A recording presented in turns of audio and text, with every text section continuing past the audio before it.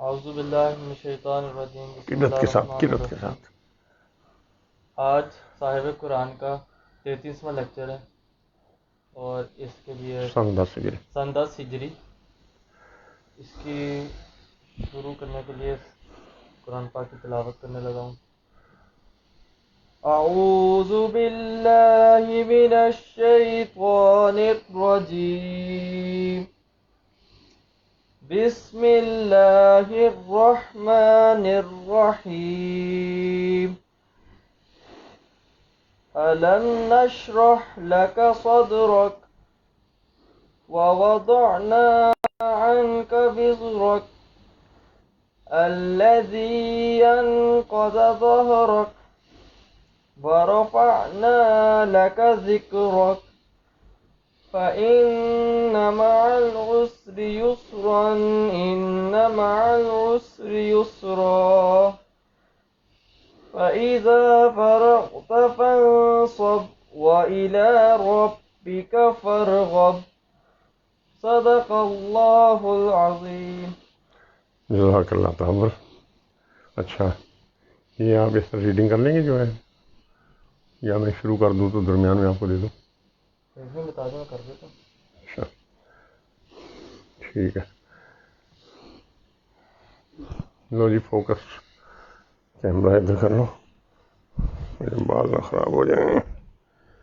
بال بچ گئے اور کیونکہ مائک بھی چل رہے،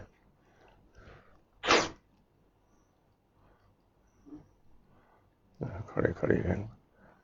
چلو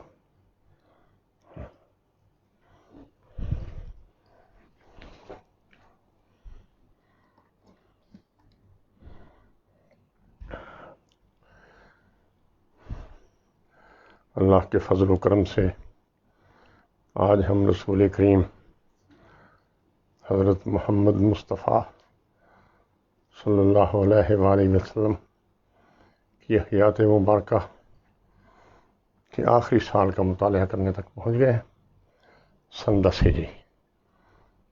اس میں سن 10 ہجری میں سورۃ بقرہ کی 7 آیات نازل ہوئیں جنہیں سود حرام کر دیا گیا، اور سورۃ توبہ کی آخری 2 آیات بھی اسی سال نازل ہوئیں، 128 اور 129،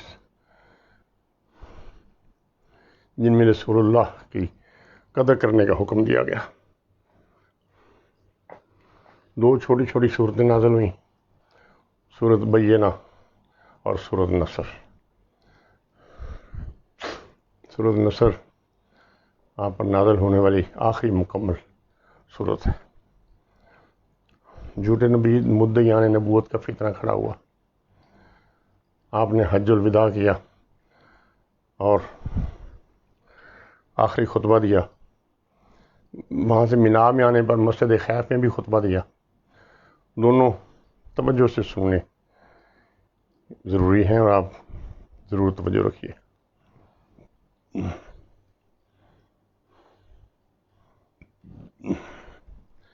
دو بڑے واقعات یہ ہیں۔ ہاں، ایک حکم نازل ہوا کہ ترکہ میں وصیت اپنی زندگی میں کوئی اپنی دولت میں سے جتنی مرضی کر جاتا تھا،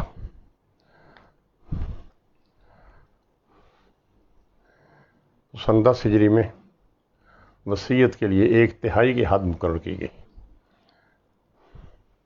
اور یہی وہ سال ہے جس میں بالکل جنوب میں یمن، بحرین اور عمان میں جہاں ایرانی حکمران تھے، اور جس ایرانی حکمران نے ہم نے پڑھا سن 6 میں کہ رسول پاک کا مکتوب پھاڑ دیا تھا، سن 10 ہجری میں ہی وہاں پوری طرح اسلامی سلطنت قائم ہو گئی، اور وہاں سے جزیہ اور وہ آنے شروع ہو گئے۔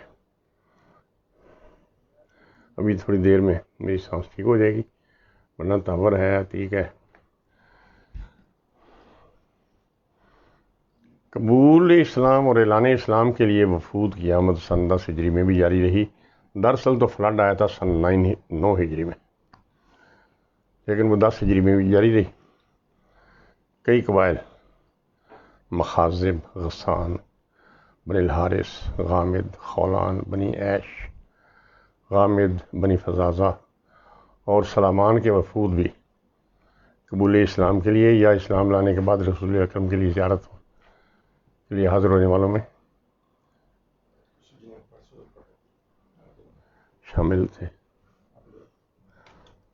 دوسرا وفد نجران ہم نے کل پڑھا تھا کہ سن 9 ہجری کے آخر میں وہ جو انہوں نے کعبہ بنایا تھا، جس کی اہمیت قائم کرنے کے لیے نامراد ابرہہ کعبۃ اللہ کو توڑنے کے لیے آیا تھا، تو ناکام واپس گیا، بلکہ سارے ہلاک ہو گئے۔ تو اس گرجے میں سے 2 لارڈ بشپ اور ایک اس کا ساتھی آئے تھے، رسول پاک سے امان نامہ لے کر چلے گئے تھے، جزیہ دینا قبول کر گئے تھے۔ موالا کا بھی واقعہ پیش آیا جس میں وہ پیچھے ہٹ گئے، انہوں نے کہا ہم جزیہ دے دیتے ہیں، لعنت نہیں لیتے اللہ کی۔ تو اس 2 رکنی وفد کی کچھ عرصہ بعد سن 10 ہجری شروع ہوتے ہی 60 سفاروں کے ہمراہ عیسائی سربراہ ابوالعتیق یہاں آ گئے۔ عیسائی سربراہ ابوالحارث جو مجتہد سمجھا جاتا تھا، وہ حضور کی خدمت میں حاضر ہوا۔ ان 60 لوگوں میں امیر تھے، جج تھے، گورنر تھے، 24 مشہور سردار تھے۔ یہ اتوار کے دن عصر کے قریب مسجد نبی میں پہنچے۔ آتے ہی انہوں نے نماز پڑھنا چاہیے تو رسول اللہ نے انہیں مسجد نبی میں اپنے طریقے سے نماز پڑھنے کی اجازت دے دی، تو انہوں نے بیت المقدس کی طرف منہ کر کے مسجد نبی کے اندر ہی اپنی نماز ادا کی۔ اس وفد کے قیام کے دوران تبادلہ خیال ہوتا رہا، کبھی کبھی یہودی بھی آ کر ان سے گفتگو کرتے، اور ایک دفعہ یہودیوں نے کہا جی حضرت ابراہیم یہودی تھے، جواب عیسائیوں نے کہا عیسائی تھے۔ تو سورۃ آل عمران کی 65، 66 اور 67 نمبر آیات نازل ہوئیں، ان بارے میں کیوں جھگڑتے ہو جس کا تمہیں پتہ ہی نہیں۔ ابراہیم علیہ السلام خالص اللہ تعالیٰ کے بندے اور نبی تھے، اور محمد نبی ان پر ایمان رکھنے والے لوگ خدا مومنین کا دوستدار ہے۔ ایک دن یہودیوں نے رسول اللہ سے سوال کیا کہ آپ چاہتے ہیں کہ ہم آپ کی عبادت کرنے لگیں جیسے صحیح حضرت عیسیٰ کی عبادت کرتے ہیں؟ عیسائیوں نے بھی چھٹے سوال کی تائید کر دی، اب اگر آپ کو لیڈر ماننا ہے تو کیا آپ کو خدا مان لیں؟ فوراً سورۃ عمران کی آیت نمبر 79 نازل ہوئی، جس بشر کو خدا کتاب اور حکمت و نبوت عطا کرے، یہ اس کی شان نہیں کہ پھر لوگوں کو کہنے لگے کہ خدا کے سوا میرے بندے بن جاؤ۔ وہ تو یہی کہا کرتا ہے کہ کتاب الہی کو سیکھ کر اور شریعت کا درس پا کر اللہ کے بندے بن جاؤ۔ یہ نبی تو نہیں کہتا کہ فرشتوں یا نبیوں کو بھی رب بنا لو، بھلا وہ کفر کے لیے کہہ سکتا ہے جبکہ تم اسلام قبول کر چکے ہو۔ جب یہ وفد واپس جانے لگا تو انہوں نے کہا جی اب ہمیں ایک اور تحریر دے دیں جس میں خاص طور پر گرجوں اور پادریوں کے تحفظ کا بھی ذکر ہو۔ آپ نے لکھوا کر دے دی۔ اس میں یہ شامل کر دیا کہ سب اسقفوں، کاہنوں، راہبوں، پیروکاروں، غلاموں، ان کے مذہب والوں، پولیس والوں، ان کی ملکیت جو کچھ ہے سب کو، اور اللہ اور اس کے رسول کی حفاظت حاصل ہوگی۔ یعنی ان کو فل پروٹیکشن دے دی، ان کے گرجوں کو اور ان کے علماء کو۔ لیکن یہ کہا گیا ہے کہ اس وقت تک کسی شک کو نہیں بدلا جائے گا جب تک یہ کسی حق میں یا اختیارات میں مداخلت نہیں کریں گے، جب تک ان کی موجودہ حالت، جب تک یہ لوگ رعایا کے خیر خواہ اور خیر اندیش رہیں گے، نہ ظالم کا ساتھ دیں اور نہ خود ظلم کریں۔ واپس جاتے وقت وفد نے کہا جی ایک امانت دار آدمی ہمارے ساتھ بھیج دیں جس کے ہاتھ ہم جزیہ ادا کر دیا کریں۔ تو حضور اکرم نے ابو عبیدہ بن جراح کو ان کے ساتھ بھیج دیا اور فرمایا کہ یہ شخص میری امت کا امین ہے۔ حضرت ابو عبیدہ کا ایک تو کلیکشن بہت شروع ہوگی کیونکہ یمن تو بڑا امیر علاقہ تھا، اس کے علاوہ ان کے فیضان صحبت سے پورے علاقہ میں اسلام پھیل گیا، اور اسی سال یہ تو یمن کا علاقہ ہو گیا نا، اسی سال 10 ہجری کے آخری مہینوں میں حضرت خالد بن ولید کو بھیجا گیا تھا اس مقصد کے لیے کہ جا کر وہاں سے جزیہ وصول کرو، لوگوں کو اسلام پھیلاؤ۔ حضرت خالد بن ولید شجاع فوجی تو تھے، لیکن اچھے اتنا اثر ان کی تبلیغ کا وہ نہیں ہوا۔ پھر حضرت علی کرم اللہ وجہ اور ابو موسیٰ اشعری یمن ہی کے تھے۔ یہ دونوں بزرگ 10 ہجری میں ان کو بھیجا گیا، یہ وہاں کافی دیر مقیم رہے، ان کے ساتھ اور لوگ بھی تھے۔ تو ان کے جانے سے پورا نجران اور یمن حلقہ بگوش اسلام ہو گیا، اور یہ وہ آخری ذی الحج میں واپس آ رہے تھے، جس وقت ادھر سے حج کر کے رسول پاک فارغ ہوئے، ادھر سے وہ مکہ داخل ہو گئے، اکٹھے مدینے آئے واپس۔ جھوٹے مدعیان کا مسئلہ کھڑا ہو گیا۔ عتیق اب یہ آپ پڑھیں، جہاں ضرورت ہوگی میں بتا دوں گا۔ بسم اللہ الرحمن الرحیم۔ جھوٹے بیان نبوت اسلام کی کامیابی اور عروج کو دیکھ کر کچھ طالع آزما اپنے علاقوں میں نبوت کے دعویٰ کرنے لگے۔ ان بدبختوں کو رسول اللہ صلی اللہ علیہ وسلم کی کامیابی اور اس کے ثمرات تو نظر آ رہے تھے، لیکن ان کے پیچھے تائید الہی اور 23 سالہ شدید آزمائشیں ان کو نظر نہیں آتی تھیں۔ طلحہ اسے اسدی بنی اسد، ان جھوٹے بیان نبوت میں سب سے پہلا شخص قبیلہ بنو اسد کا سردار طلحہ اسدی تھا، جو کہ ماہر جنگجو، قابل سیاستدان، لیکن فطرتاً خبیث تھا۔ یہ ایک دفعہ اپنے لوگوں کے ساتھ سفر میں تھا تو پانی ختم ہو گیا، جس سے بے چینی پھیل گئی۔ اس نے کہہ دیا کہ حوصلہ رکھو، پانی ملنے ہی والا ہے۔ اتفاقاً ایسا ہی ہوا، اور اس نے اس کامیاب پیش گوئی کو بنیاد بنا کر اپنے آپ کو نبی کہنے لگا۔ رسول اللہ صلی اللہ علیہ وسلم کی حیات مبارکہ میں تو ہمت نہ ہوئی، البتہ آپ کی وفات کے بعد اس نے دعویٰ نبوت کر دیا۔ حضرت ابوبکر نے مشہور جرنیل خالد بن ولید کی قیادت میں لشکر بھیجا، جس نے طلحہ کو شکست دی اور اس نے اسلام قبول کر لیا۔ مسیلمہ کذاب، یہ طلحہ ہے؟ نجد، طلحہ، اچھا جی۔ مسیلمہ کذاب، نجد۔ یمامہ کے قبیلہ بنو حنیفہ کے سردار مسیلمہ نے اپنی جھوٹی نبوت کا اعلان رسول اللہ صلی اللہ علیہ وسلم کی زندگی میں ہی کر دیا تھا۔ اس نے رسول اللہ صلی اللہ علیہ وسلم کی خدمت میں قاصد کے ہاتھوں ایک خط بھی ارسال کر دیا کہ میں بھی آپ کی طرح نبی ہوں، اور آدھی زمین ہمارے لیے ہے اور آدھی زمین اہل قریش کے لیے ہے، لیکن قریش کی قوم انصاف پسند نہیں ہے۔ رسول اللہ نے قاصدوں کو ملنے کے بعد فرمایا، اگر سفیروں کا قتل جائز ہوتا تو میں ان قاصدوں کو قتل کروا دیتا۔ پھر مسیلمہ کے نام جواب لکھوایا، اللہ کے نام سے شروع کرتا ہوں جو بڑا مہربان اور نہایت رحم کرنے والا ہے۔ یہ خط محمد رسول اللہ کی طرف سے مسیلمہ کذاب کے نام ہے۔ اس شخص کے لیے سلامتی ہے جو ہدایت کی پیروی کرتا ہے۔ بے شک ساری زمین اللہ تعالیٰ کی ہے، وہ جس کو چاہتا ہے اپنے نیک بندوں میں سے اسے اس کا وارث بناتا ہے، اور اس شخص کے لیے سلامتی ہے جو ہدایت کی پیروی کرتا ہے۔ مرد ناداں پر کلام نرم و نازک بے اثر کے مصداق، اس نے اس لطیف مکتوب رسالت کا پیغام نہ سمجھا، تاہم اسے رسول اللہ صلی اللہ علیہ وسلم کی زندگی میں بغاوت کی جرت نہ ہوئی۔ جو ہی رسول اللہ رحلت فرما گئے، مسیلمہ نے شراب خوری اور زنا کاری کو جائز اور حلال قرار دے دیا اور نماز کی معافی دے دی۔ خلیفہ اول حضرت ابوبکر صدیق کے حلف اٹھانے کے بعد اس نے زکوٰۃ بھی ختم کر دی اور ادائیگی زکوٰۃ سے انکار کر دیا، تو خلیفہ اول نے فوج کشی کر کے اسے قتل کیا اور زکوٰۃ کا نظام قائم کیا۔ مسیلمہ کے خلاف اس جنگ کو جنگ یمامہ کہا جاتا ہے۔ مسیلمہ کے ساتھ اس کے قبیلہ اور علاقہ کے بہت سے لوگ تھے، اس لیے جنگ یمامہ میں مسلمانوں کی کثیر تعداد شہید ہوئی، جن میں 70 حفاظ قرآن بھی تھے۔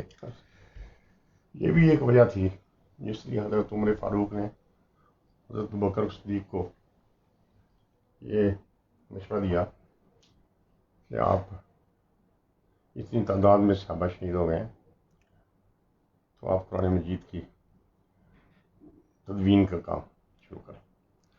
جی. سجاہ کاذبہ. مسلمہ کی دیکھا دیکھی اس کے قریبی علاقے میں سجاہ نامی ایک عورت نے بھی اپنی جھوٹی نبوت کا دعویٰ جسے مسلمہ نے جھٹلا دیا اور فوج لے کر اس پر چڑھ دوڑا. میدان جنگ میں پہنچ کر طے ہوا کہ پہلے دونوں مدعیان باہم گفتگو کریں.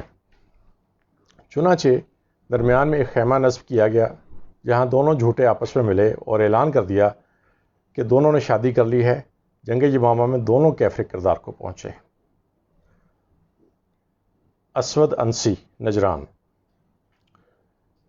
ابہلا بن کعب بن غوثل انسا جو اسود انسی کے نام سے معروف تھا، یمن کے گورنر بدحان کی موت کے بعد قبیلہ کا سردار بن گیا. یہ جادو کے ذریعے لوگوں کو متاثر کرتا تھا اور اسی صلاحیت کی بنا پر نبوت کا دعویٰ کر دیا تو کثیر تعداد میں لوگ اس کے ساتھ ہو گئے. اس نے نجران کے مسلمان گورنر کو شہید کر دیا اور اس کی بیوی کو قیدی بنا لیا، لیکن اسی عورت نے موقع پا کر اسے قتل کر دیا اور یہ فتنہ ختم ہو گیا. ختم نبوت. سلسلہ ختم نبوت اگر ختم نہ ہو چکا ہوتا سلسلہ نبوت اگر ختم نہ ہو چکا ہوتا تو اکابر صحابہ اور خلفائے راشدین جو رسول اللہ کے ساتھی اور ہمدم تھے وہ ان مدعیان نبوت کو کیوں قتل کرتے، ان پر ایمان کیوں نہ لاتے.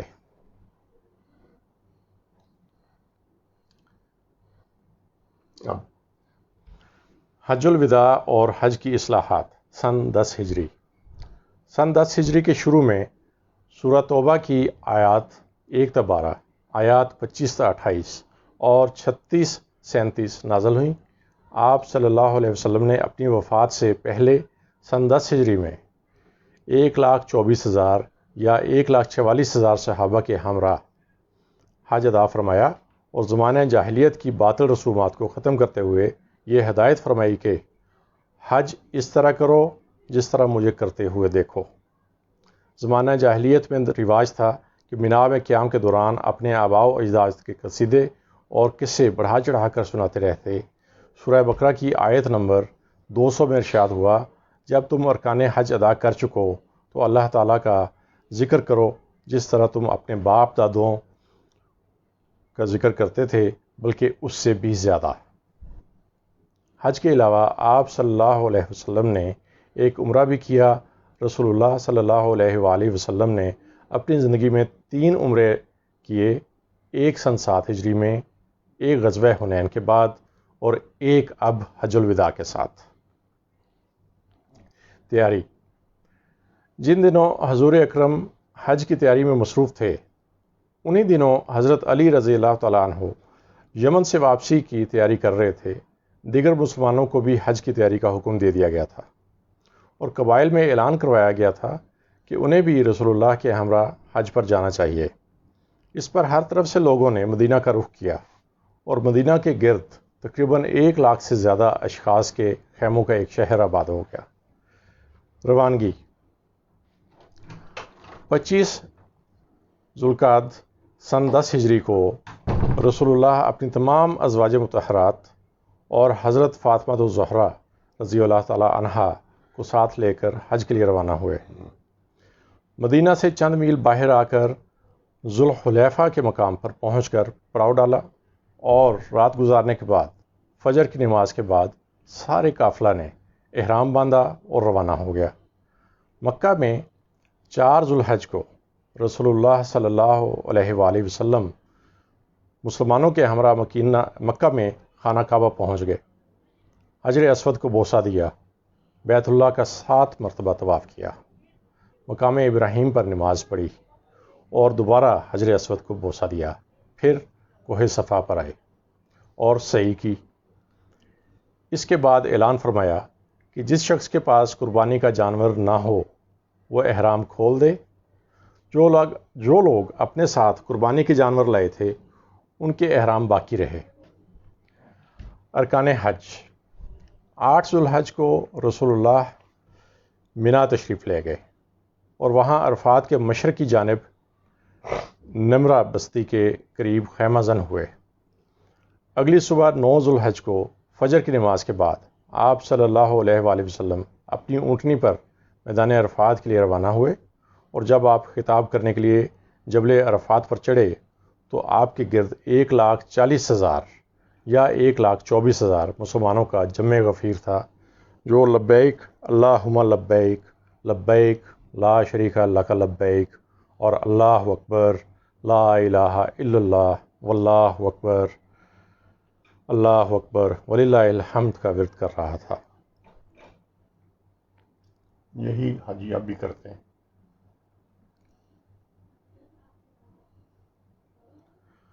خطبہ حج الوداع سن 10 ہجری، عالم انسانیت کے لیے بہترین سوشل چارٹر۔ حج کے دن رسول اللہ صلی اللہ علیہ وآلہ وسلم نے جبل رحمت پر اپنے 1,24,000 یا 1,44,000 ہمراہیوں کو خطاب فرمایا، جس میں آپ کی تعلیمات کا خلاصہ سمایا ہوا ہے اور جو سماجی زندگی کے لیے دائمی رہنما اصول متعین کرتا ہے۔ آپ نے فرمایا، لوگو میری باتیں غور سے سنو، کیونکہ شاید اس سال کے بعد اس مقام پر میں پھر تم سے نہ مل سکوں۔ اس خطبہ کے 3 ماہ بعد آپ صلی اللہ علیہ وسلم رحلت فرما گئے۔ اس لیے آپ سب لوگ بھی توجہ سے لوگو، اس وقت جب تم لوگ اپنے رب سے جا ملو، تمہارے خون اور تمہارے اموال ایک دوسرے پر اسی طرح حرام ہیں جیسے تمہارے لیے اس دن کی حرمت ہے، اور جیسے تمہارے لیے اس مہینے کی حرمت ہے۔ اس وقت تک جب تم اپنے رب سے جا ملو، یہ تاحیات۔ اور تم جلد ہی اپنے پروردگار سے ملو گے اور وہ تم سے تمہارے اعمال کے بارے میں سوال کرے گا، اور میں نے تم تک بات پہنچا دی۔ بس جس کسی کے پاس کوئی امانت ہو وہ اسے اس حقدار کو ادا کر دے، جس نے امانت تفویض کی، اور تمام سود ختم کر دیے، البتہ تم اصل زر کے حقدار ہو۔ نہ تم کسی پر ظلم کرو اور نہ تم پر ظلم کیا جائے گا۔ اللہ نے فیصلہ صادر کر دیا ہے کہ سود نہیں چلے گا، اور میں بحیثیت نمائندہ مختار اعلان کرتا ہوں کہ عباس بن عبد المطلب کا سود سارے کا سارا کالعدم ہے، اور دور جاہلیت کے خون تمام کے تمام ختم کیے جاتے ہیں، اور سب سے پہلے جس خون کے دعوے کو میں ختم کرتا ہوں وہ ربیعہ بن حارث بن عبد المطلب کا خون ہے، جسے بنی سعد کے ہاں رضاعیت کے دوران میں حزیل نے قتل کر دیا تھا۔ یہ پہلا معاملہ ہے جس میں دور جاہلیت کے خون کے دعووں کو ختم کرنے کا آغاز کرتا ہوں، اور قتل عمد کے لیے قصاص ہے، اور عمد کے مشابہ قتل جو لاٹھی یا پتھر سے واقع ہو جائے اس کے لیے 100 اونٹ دیت ہے۔ پھر جس کسی نے اس میں اضافہ کیا تو وہ اہل جاہلیت میں سے ہے۔ اے لوگو، اب شیطان اس بات سے تو مایوس ہو چکا ہے کہ تمہاری اس سرزمین میں آئندہ کبھی اس کی عبادت کی جائے گی، لیکن یہ ممکن ہے کہ اس سے کم درجہ میں اس کی اطاعت کی جائے۔ سو اب وہ تمہارے انہی اعمال پر مطمئن ہو چکا ہے جنہیں تم معمولی سمجھتے ہو، بس اپنے دین کے معاملے میں چکنے رہو۔ اے لوگو، حرام مہینوں کی ترتیب کو تبدیل کرنا کفر کی روش میں ایک اضافہ ہے۔ اس حرکت کی وجہ سے وہ لوگ گمراہی میں ڈال دیے جاتے ہیں جنہوں نے کفر کا راستہ اختیار کیا، جبکہ وہ کسی سال اس حرکت کو حلال کر لیتے ہیں اور کسی سال حرام ٹھہرا لیتے ہیں۔ ان کا مقصد یہ ہوتا ہے کہ ان مہینوں کی گنتی کو پورا کر لیں جنہیں اللہ نے محترم حرام ٹھہرایا ہے۔ بس جو کچھ اللہ نے حرام کیا ہے اسے وہ حلال کر لیتے ہیں، اور جو کچھ حلال ٹھہرایا ہے اسے حرام قرار دے لیتے ہیں۔ اور حق یہ ہے کہ آج زمانہ گھوم پھر کر اسی دن کی حالت پر آ گیا ہے جب اللہ نے زمین و آسمان کی تخلیق کی تھی، اور اللہ کے نزدیک مہینوں کی تعداد 12 ہی ہے، جن میں سے 4 مقدس و محترم، 3 یعنی ذیقعد، ذوالحج اور محرم، اور چوتھا رجب ہے جو جمادی الثانی اور شعبان کے درمیان آتا ہے۔ اچھا، میں نے اس میں الگ مضمون بھی لکھا ہے، نسائی اور قبیصہ، اور اس میں پوری تفصیل آ گئی ہے۔ جی، اے لوگو، تمہیں اپنی عورتوں پر حق حاصل ہے اور تمہاری عورتوں کا تم پر حق ہے۔ ان پر تمہارا حق یہ ہے کہ وہ تمہارے بستروں پر کسی کو سونے نہ دیں جو کہ تمہارے لیے ناگوار ہے، اور ان پر یہ بھی لازم ہے کہ وہ کھلی کھلی بے حیائی کی مرتکب نہ ہوں۔ پھر اگر وہ ایسا کریں تو ایسی صورت میں اللہ نے تمہیں اجازت دی ہے کہ تم انہیں خوابگاہوں میں الگ کر دو۔ ان کو صرف اس حد تک بدنی سزا دو کہ بدن پر ضرب کا نشان نہ پڑے۔ اس سے اگر وہ سدھر جائیں تو ان کو معروف طریقے کے مطابق خوراک اور لباس کا حق ہے۔ عورتوں کے بارے میں تمہیں وصیت کرتا ہوں کہ ان کے ساتھ بھلائی کا رویہ اختیار کرو، کیونکہ وہ تمہارے زیر نگین رکھی گئی ہیں اور وہ اپنے لیے خود کچھ نہیں کر سکتی، اور تم نے انہیں اللہ کی امانت کے طور پر حاصل کیا ہے اور ان کے جسموں کو اللہ کے کلمات کے تحت اپنے لیے حلال کیا ہے۔ تمہارے غلام ان کو وہی کھانا کھلاؤ جو تم خود کھاتے ہو، اور ان کو ویسا ہی لباس پہناؤ جیسا تم پہنتے ہو۔ بس اے لوگو، میری بات کو اچھی طرح سمجھو، کیونکہ میں نے پیغام پہنچا دیا، اور میں نے تمہارے درمیان وہ چیز چھوڑی ہے جس کا سرا اگر مضبوطی سے تھامے رکھو گے تو تم اب تک کبھی بھی گمراہ نہیں ہوگے۔ وہ نہایت واضح حقیقت ہے، خدا کی کتاب اور اس کے رسول کی سنت۔ اے لوگو، میری بات سنو اور سمجھو، اچھی طرح جان لو۔ ہر مسلمان دوسرے مسلمان کا بھائی ہے، اور تمام مسلمان آپس میں بھائی بھائی ہیں۔ بس کسی شخص کے لیے اپنے بھائی کی طرف سے سوائے اس کے کوئی چیز روا نہیں جو کچھ وہ اپنی دلی رضامندی سے اسے دے دے۔ بس باہم دیگر ظلم نہ کرنا۔ اے میرے پروردگار، کیا میں نے بات پہنچا نہیں دی؟ لوگوں نے کہا، ہاں اے پروردگار۔ پھر رسول پاک نے فرمایا، اے پروردگار، تو خود گواہ رہی ہو۔ اے لوگو، بلا شبہ تم سب کا پروردگار ایک ہے، اور بلا شبہ تم سب کے آباء و اجداد ایک تھے۔ تم سب کے سب آدم سے ہو، اور آدم مٹی سے اٹھائے گئے۔ اللہ کی بارگاہ میں تم سے زیادہ عزت دار وہ ہے جو تم میں سے زیادہ صاحب تقوی ہے۔ سن لو، نہ کسی عربی کو کسی عجمی پر کوئی فضیلت ہے، نہ کسی عجمی کو کسی عربی پر، نہ کسی گورے کو کالے پر، نہ کسی کالے کو گورے پر، سوائے اس کے کہ تقوی کی بنیاد پر ہو۔ کیا میں نے بات پہنچا نہیں دی؟ اے اللہ، تو گواہ رہی ہو، اور تم لوگوں سے میرے بارے میں پوچھا جائے گا تو پھر تم کیا کہو گے؟ لوگوں نے کہا، ہم گواہی دیتے ہیں کہ یقیناً آپ نے پیغام پہنچا دیا اور امت کو نصیحت فرما دی، غبار کو صاف کر دیا، اور امانت اس طرح ادا کر دی جیسے امانت کے ادا کرنے کا حق ہوتا ہے۔ پھر حضور صلی اللہ علیہ وسلم نے 3 بار فرمایا، یوں انگلی کر کے، اے اللہ، تو گواہ رہی ہو۔ اے اللہ، تو گواہ رہی ہو۔ اے اللہ، تو گواہ رہنا۔ جو یہاں موجود ہے وہ اس تک پہنچا دے، جو یہاں موجود نہیں ہے اے لوگو، اللہ نے ہر وارث کے لیے میراث میں سے حصہ مقرر کر دیا ہے، اور وصیت 1/3 مال سے زائد کے لیے کرنا جائز نہیں ہے، اور بچہ اس کا جس کے بستر پر پیدا ہو، بچہ اس کا جس کے بستر پر پیدا ہو، بس اور زانی کے لیے پتھر، کہ ان کو اندر کمروں میں کر دو، ہلکی پھلکی ان کو آپ، وہ ویسے بے حیائی کے مظاہرے پر تھے، زنا کی سزا اور زانی کے لیے پتھر، پتھر ہے۔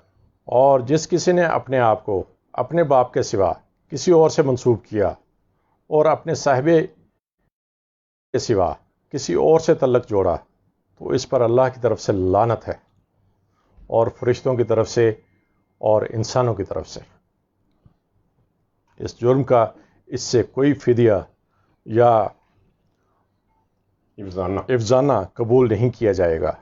والسلام علیکم ورحمۃ اللہ، اور تم پر سلامتی ہو اور اللہ کی رحمت۔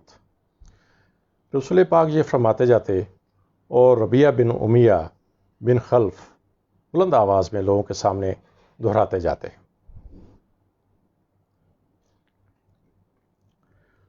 آخری وحی۔ خطبہ دینے کے بعد آپ صلی اللہ علیہ وسلم اونٹنی سے اترے اور ظہر و عصر کی نمازیں ادا فرمائیں۔ اس کے بعد پھر سوار ہو کر صخرات کے مقام پر تشریف لے گئے۔ یہاں آپ پر یہ آیت نازل ہوئی اور آپ صلی اللہ علیہ وسلم نے اسی وقت لوگوں کو سنا دی۔ الیوم اکملت لکم دینکم واتممت علیکم نعمتی وردیت لکم الاسلام دینا۔ آج میں نے لوگوں کے لیے دین مکمل کر دیا اور اپنی نعمت تم پر تمام کر دی اور تمہارے لیے دین اسلام کو پسند کر لیا۔ یہ آیت مبارکہ نبی آخر الزمان صلی اللہ علیہ وآلہ وسلم پر نازل ہونے والی آخری وحی تھی۔ اسے سنتے ہی حضرت ابو بکر صدیق رو پڑے، کیونکہ انہیں سمجھ آ گئی تھی کہ یہ الفاظ رسول اللہ صلی اللہ علیہ وسلم کی رحلت کا اشارہ ہے۔ سورج غروب ہوتے ہی آپ صلی اللہ علیہ وسلم عرفات سے روانہ ہو گئے اور مزدلفہ میں نماز مغرب اور عشاء ملا کر پڑھیں۔ اگلی صبح نماز فجر ادا کرنے کے بعد مینا کے لیے روانہ ہو گئے اور راستہ میں جمرات پر رمی کرنے کے بعد مینا میں اپنے خیمہ میں آرام فرما ہو گئے۔ تھوڑی دیر کے بعد اپنے ساتھ لائے ہوئے 100 اونٹ میں سے اپنی عمر کے مطابق 63 اونٹ خود ذبح فرمائے اور 37 اونٹ حضرت علی نے ذبح کیے۔ اس کے بعد آپ صلی اللہ علیہ وسلم نے سر کے بال منڈوا دیے اور احرام کھول دیا۔ یہ حج آپ کی حیات مبارکہ کا آخری حج تھا۔ مدینہ واپسی کے بعد 3 مہینہ بھی نہ پورے ہوئے تھے کہ آپ صلی اللہ علیہ وسلم انتقال فرما گئے۔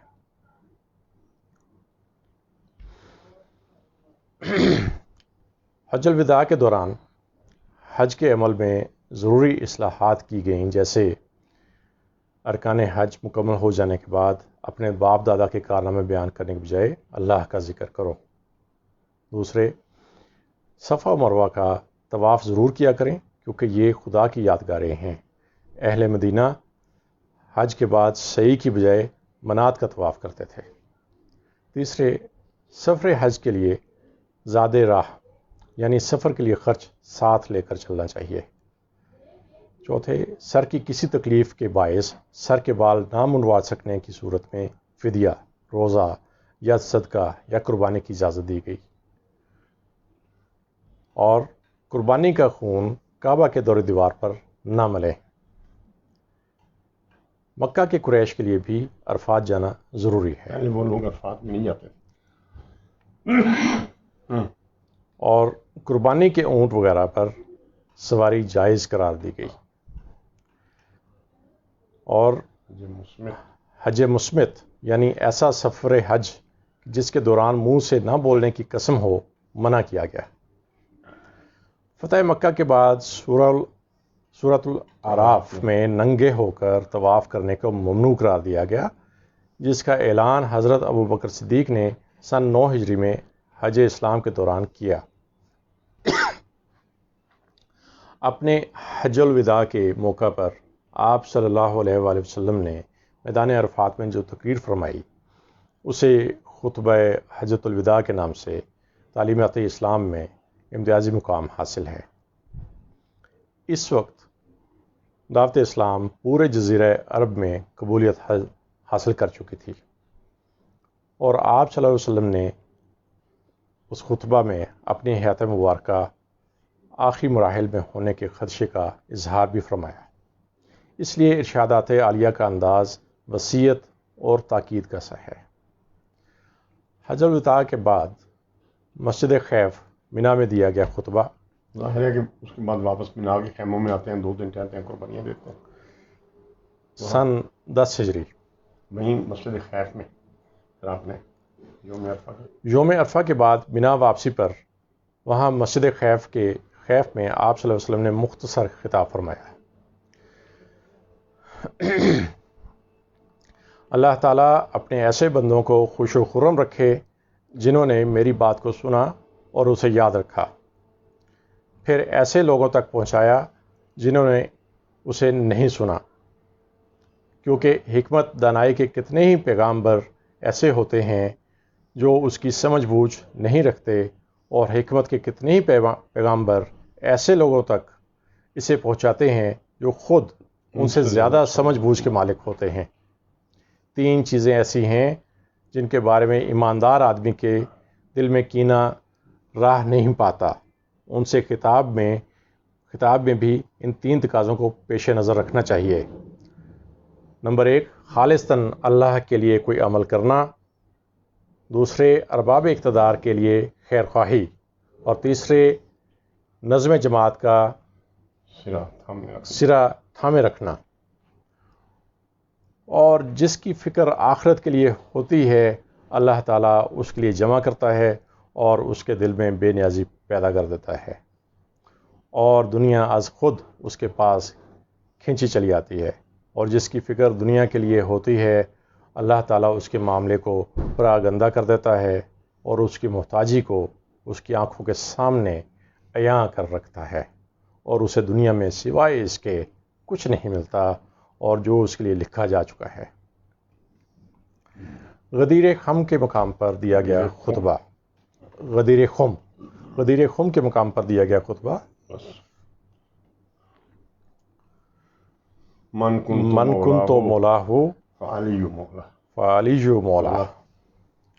حج سے واپسی کے سفر میں حضرت علی رضی اللہ تعالیٰ عنہ کا قافلہ بھی یمن سے خمس کی وصولی کے بعد واپس آتا ہوا رسول کریم کے ساتھ آ ملا۔ حضرت بریدہ اسلمی نے حضرت علی کرم اللہ وجہہ کے بارے میں رسول اللہ صلی اللہ علیہ وسلم تک کچھ شکایات پہنچائیں جو یمن میں مال غنیمت کی تقسیم وغیرہ سے متعلق تھیں۔ دراصل یہ بریدہ اسلمی کی سمجھنے کی غلطی تھی۔ رسول اللہ کو حضرت علی کے بارے میں بدگمانی اچھی نہ لگی، اس لیے غدیر کے مقام پر پڑاؤ کے دوران حضور صلی اللہ علیہ وسلم نے ایک واضح خطبہ ارشاد فرمایا جس میں اہل بیت کی شان اور تعظیم کے متعلق کھل کر اظہار کیا۔ حضرت علی المرتضیٰ کا ہاتھ پکڑ کر بلند کیا اور ارشاد فرمایا، جس کا میں مولا ہوں اس کا علی بھی مولا ہے، جس کا میں مولا ہوں اس کا علی بھی مولا ہے، یعنی جو مجھے دوست رکھتا ہے وہ علی کو بھی دوست رکھے۔ خطبہ کے بعد حضرت عمر فاروق رضی اللہ تعالیٰ عنہ نے حضرت علی کو اس سعادت پر مبارک دی اور بریدہ اسلمی جب تک زندہ رہے حضرت علی کی اطاعت اور دلی محبت میں کمی نہ آنے دی۔ نزول سورۃ البینہ، قرآن حکیم میں 22ویں نمبر پر قرآن آخری حجت ہے۔ وحی کے بالکل آخری دور میں سن 10 ہجری میں سورۃ بینہ نازل ہوئی۔ اس کے بعد صرف سورہ نصر اور چند متفرق آیات نازل ہوئیں۔ بینہ کا مطلب ہے واضح دلیل۔ اس کا موضوع یہ ہے کہ تعلیم تو پہلی قوموں کو بھی ٹھیک دی گئی تھی، لیکن وہ بعد میں گمراہ ہو گئیں۔ اب سب کی نجات قبول اسلام سے ہی ہوگی۔ یہ سورہ آخری اتمام حجت ہے۔ اس میں کھول کر بتا دیا گیا ہے کہ جو کوئی رسول اللہ صلی اللہ علیہ وسلم کی تعلیمات کو تسلیم اور ان پر عمل نہیں کرتا، ان کا ٹھکانہ جہنم ہے۔ یہ صورت ان آخری 2 صورتوں میں سے ایک ہے جو سورہ نصر سے پہلے نازل ہوئیں۔ اس کا مضمون یہ ہے کہ حکم تو پہلی قوموں کو بھی یہی ہوا تھا کہ اخلاص عمل کے ساتھ خدا کی عبادت کریں، یکسو ہو کر نماز پڑھیں اور زکوٰۃ دیں، یہی سچا دین ہے۔ اب قرآن حکیم نازل ہو جانے کے بعد ساری دنیا کے پاس کوئی بہانہ باقی نہیں رہ گیا۔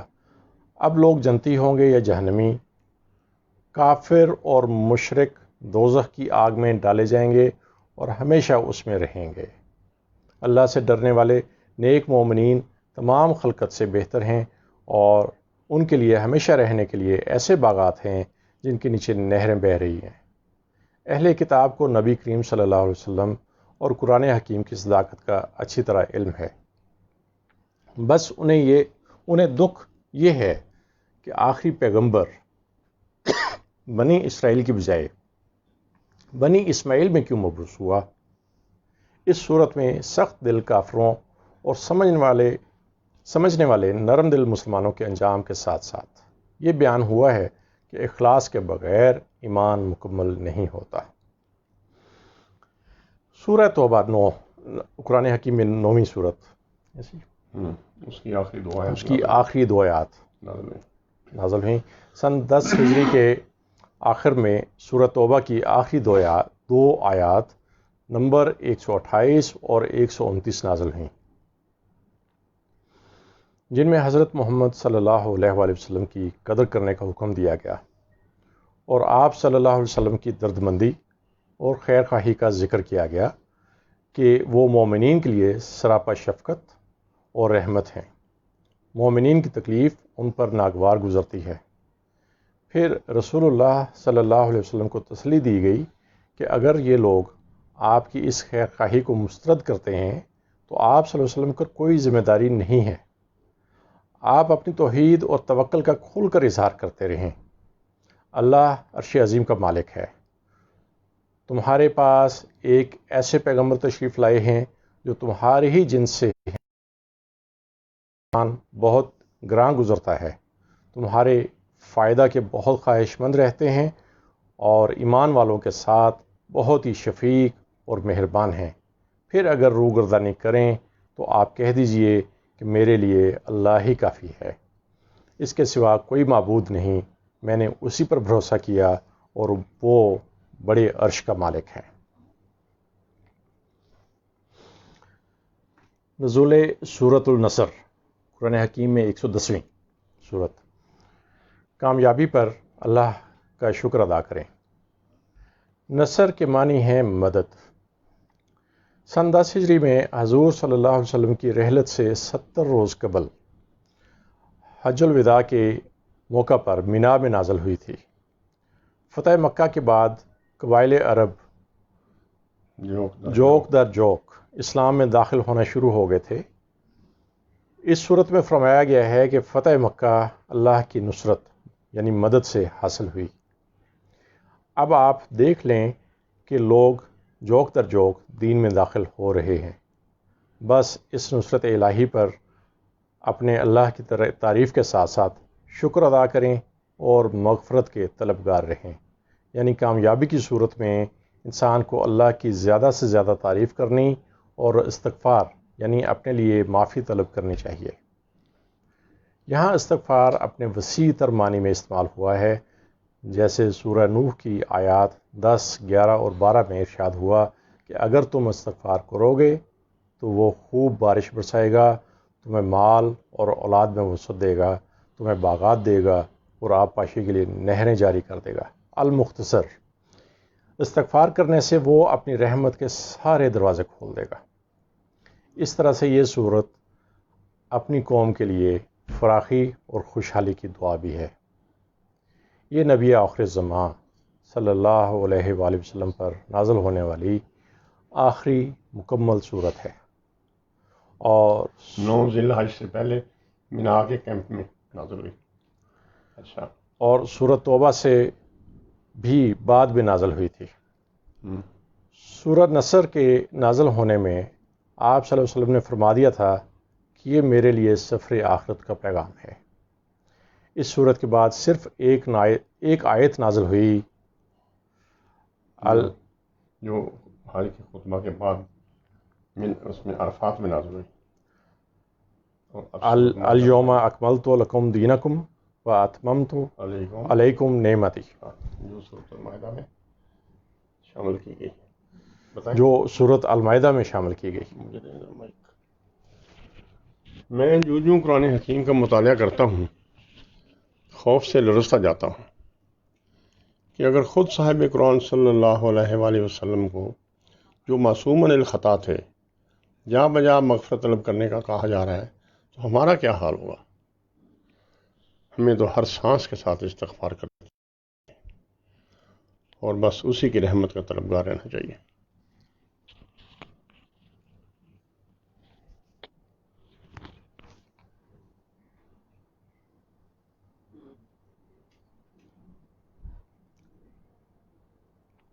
کیا وقت ہے؟ 45 منٹ ہو گئے. اچھا. یہ کل کر لیں. کل کر لیجیے. ہم باقی کل کر لیں. ٹھیک ہے. اب اس کے بعد اگلا باب ہے اجالت اور رحلت محبوب الہی صلی اللہ علیہ وسلم. آپ کی زندگی کے واقعات مکمل ہوئے. کل انشاءاللہ آخری حصہ پڑھیں گے. آج میرے خلف الرشید عتیق الرحمان حرل نے بڑی کامیابی کے ساتھ اور بڑے احسن طریقے سے پڑھ کے پہنچا دیا، کیونکہ میرے بارے میں یہ شکایت آ رہی تھی کہ میری آواز کم ہے. ان کی آواز ماشاءاللہ ابھی توانائی میں ہے. اب دیکھیے کل یہ پڑھتے ہیں یا میں پڑھتا ہوں. علالت محبوبی الہی کا چیپٹر، اس میں کچھ باتیں قابل توجہ ہوں گی اور پرسوں انشاءاللہ اسوہ حسنہ کا بیان ہوگا. آئیے دعا کرتے ہیں. اور میری درخواست ہے آپ میں سے جو سن رہا ہے اس وقت یا جب بھی بعد میں اپنی فرصت پہ سنیں گے، خاص طور پر میرے لیے دعا کرنی ہے. میں آپ سب کے لیے دعا گو. اللہ تعالیٰ آپ کی دنیا اور آخرت اچھی کرے، آپ کو عزت کے ساتھ یہاں زندہ رکھے، عزت کے ساتھ یہاں سے لے جائے اور اعلیٰ مقامات اور آسائشیں آپ کو مہیا کرے آخرت میں. میرے لیے بھی آپ اچھی دعا کیا کریں. الحمدللہ رب العالمین والعاقبۃ للمتقین والصلاۃ والسلام علی نبی الکریم. آمین. الہی قلبی محجوب عقلی مغلوب ولسانی مقر ذنوب. یا اللہ عقل میری کام نہیں کرتی، دل میرا شرم سے ڈوبا جا رہا ہے، زبان سے تمہارے سامنے اقرار کر رہا ہوں اپنے جرائم کا.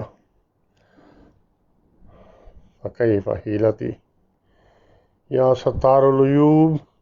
تو کوئی صورت ہے اے پردہ پوش ذات. فکیف حیلتی یا ستار العیوب یا غفار الذنوب. آمین برحمتک یا ارحم الراحمین.